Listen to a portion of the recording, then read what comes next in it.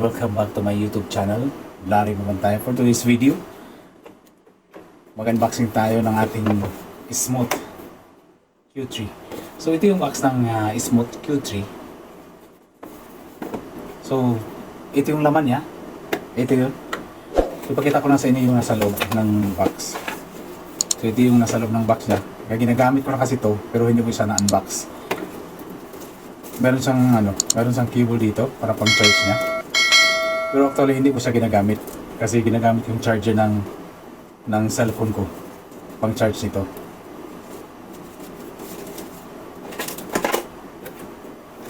So itabi muna natin itong box. Ito yung niya, napakaganda yung kwan. Pero mamaya sasabihin ko sa inyo kung ano ang pros nito. Itong itong gimbal na to, gimbal Smooth Q3. So ito siya. Uri mo siya tanggalin, ito. Tapos yan. Pwede mo siya pahabain, ganun. Tapos pwede mo siya kung maglalagay ka ng stand, ikabit mo lang siya. Kung magbibideo ka na stand yung ginagamit mo. Yan. So ganyan, nakatayo siya ganyan.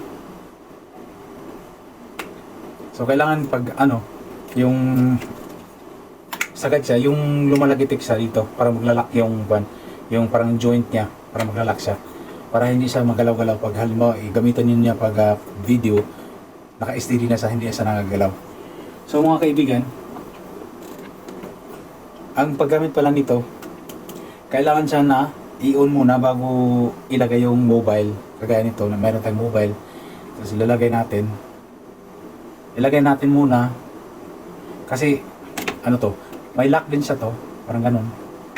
Yan, parang ganun. Yan, nakalock.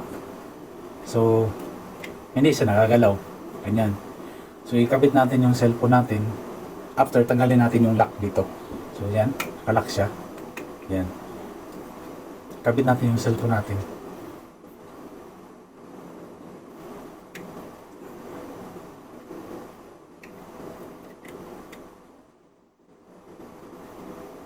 So, ito yung on niya, power niya, ito yung power.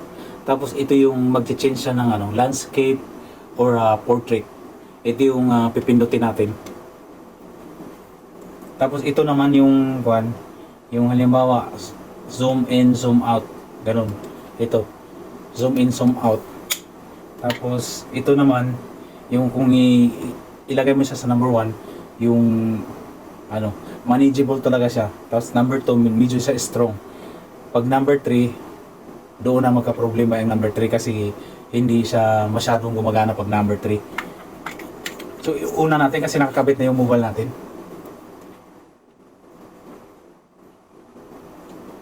Pindutin natin tong on. Tapos nakita ninyo may may ilaw-ilaw siya. So ito na siya. Gumagalaw-galaw na siya kasi nakalock na yung na dito. Tanggalin natin itong lock.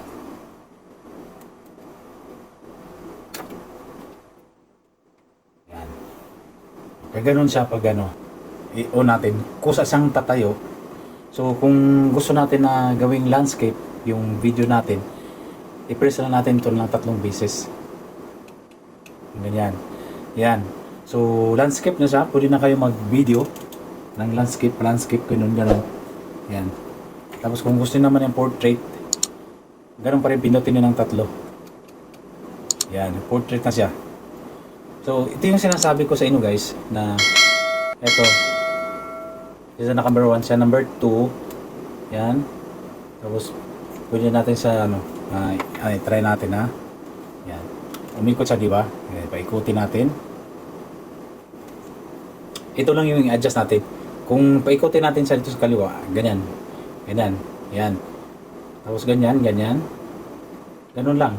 Kung gusto nyo ganyan na parang yung joystick niya, itaas, baba, kaliwa at saka kanan. Yan, balik natin. Yan ang joystick niya. So para makita niyo yung video niya, i-on natin yung video ng cellphone.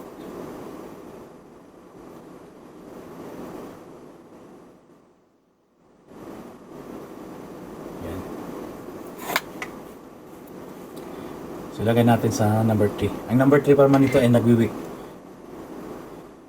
Yan. Ganun. Ganun siya. Tapos pinutin siya ng 3 dito para mag-landscape.